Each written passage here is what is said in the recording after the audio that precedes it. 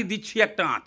তাহলে প্রথমেই 3টে টমেটো, ঝাল অনুযায়ী কাঁচা শুকনো লঙ্কা, সামান্য একটু নুন আর 1 টুকরো জল দিয়ে সেদ্ধ করতে বসান। আসুন এবারে মাছের গায়ে হলুদটাও কমপ্লিট করে ফেলি। নুন, হলুদ আর সামান্য একটু সরষের তেল দিয়ে ভালো করে মাখিয়ে দিন। এবার এদিকে দেখুন টমেটো কি সেদ্ধ? তাহলে লাল পর্দাটা খুলে নিয়ে এটাকে ঠান্ডা করে পুরোপুরি বেটে ফেলুন। এবার সেমিফাইনাল খেলা হবে। কড়াইতে একটু বেশি পরিমাণে তেল দিয়ে এরকম লম্বা করে কাটা বেগুন সামান্য একটু নুন দিয়ে ভালো করে ভেজে তুলে নিন। কি হলো, দাঁড়িয়ে পড়লেন? আরে মাছগুলোকে 4-5টা ব্যাচে অল্প অল্প করে দিয়ে ভালো করে ভেজে তুলে নিন। এবার ফাইনাল খেলা, ট্রফি জিততেই হবে। অল্প করে জিরে আর কালো জিরে দিয়ে খালি খুন্তি নাড়ান।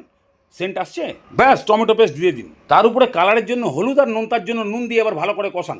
জল শুকিয়ে তেল ছাড়তে শুরু করবে, একদম সেই লগ্নে ঘপাত করে 2 বালতি গরম জল ঢেলে ভালো করে ফুটিয়ে দিন। ঝোল যখনই ঘোরার মতো টকবক করে ফুটবে তখন ভাজা মাছ আর 3-4টে কাঁচা লঙ্কা দিয়ে 5 মিনিট ফোটান। 5 মিনিটেই মাছ অর্ধেক যাবে কেলিয়ে।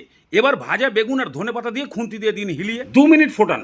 বাস, তাহলেই পেয়ে যাবেন এরকম দেশি ট্যাংরার টেস্টি ডিশ, যেটা দারুণ সুস্বাদু এবং সহজ পাচ্য।